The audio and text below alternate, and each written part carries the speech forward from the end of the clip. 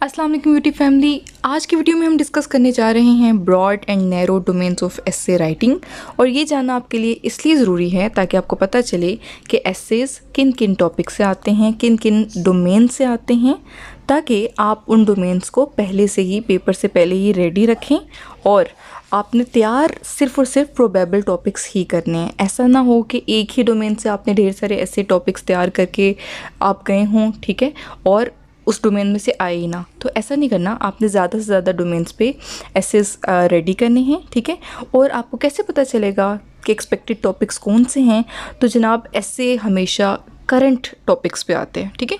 यानी for example आजकल Islamophobia इन है, ठीक है, क्योंकि उसकी न्यूज़ आई एक दो, सही है। उसके अलावा कोविड पे आ सकता है, और ये सारा आपको अखबार के साथ जुड़े रहने से पता चलेगा, ठीक है। तो आपने बस करंट अफेयर्स के साथ जुड़े रहना है। आपको पता होना चाहिए कि नेशनल न्यूज़ क्या हैं, इंटरनेशनल न्यूज़ क्या हैं गर्दिश में, ये सारी की सारी न्यूज़।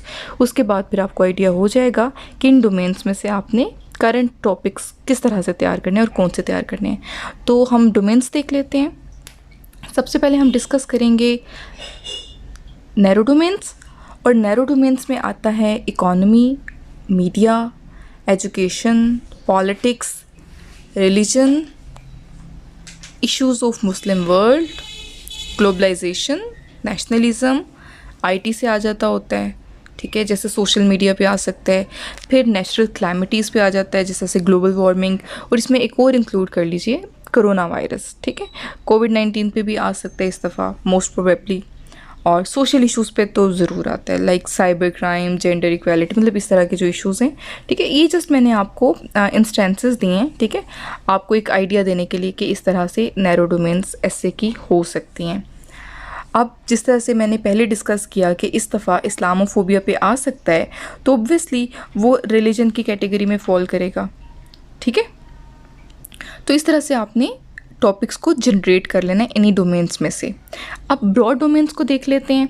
ये देखिए मैंने डिफरेंट कॉलम्स बनाए हैं ब्रॉड डोमेन्स की। National issues, regional issues, global issues और एब्स्ट्रैक्ट इश्यूज़।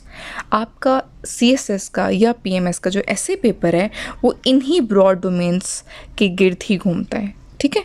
अब देख लेते हैं कि नेशनल इश्यूज़ में किस किस्म की डोमेन्स पर ऐसे आते हैं।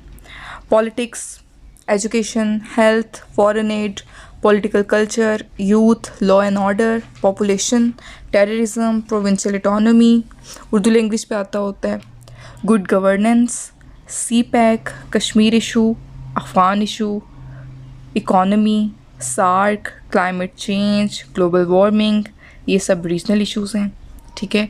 उसके बाद ग्लोबल इश्यूज़ में देख लेते हैं।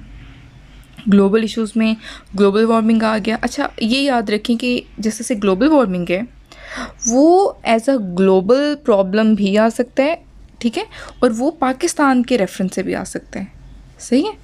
ये आपने देख लेना है कि कुछ ऐसे टॉपिक्स हैं जो कि नेशनल में भी आएंगे या रीजनल में भी आएंगे और ग्लोबल में भी आएंगे।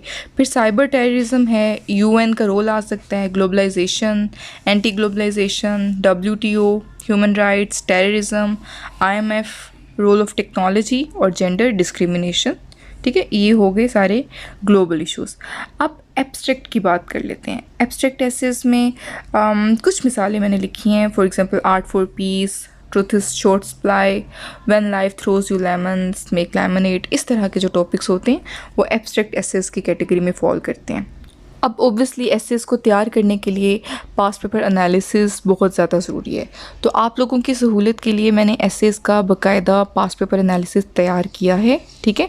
और इंशाल्लाह मेरी जो नेक्स्ट वीडियो है वो पास्ट पेपर एनालिसिस पे होगी, वो आप देखना ना भूलिएगा। और उसमें मैं आपको बताऊंगी कि इन डोमेन्स में से किस साल कौन सा ऐसे टॉपिक आया है, ताकि आपको अच्छे से अंदाज़ा हो जाए कौन सी डोमेन पे ज़्यादा एम्फसाइज़ किया हुआ है एफपीएससी वालों ने।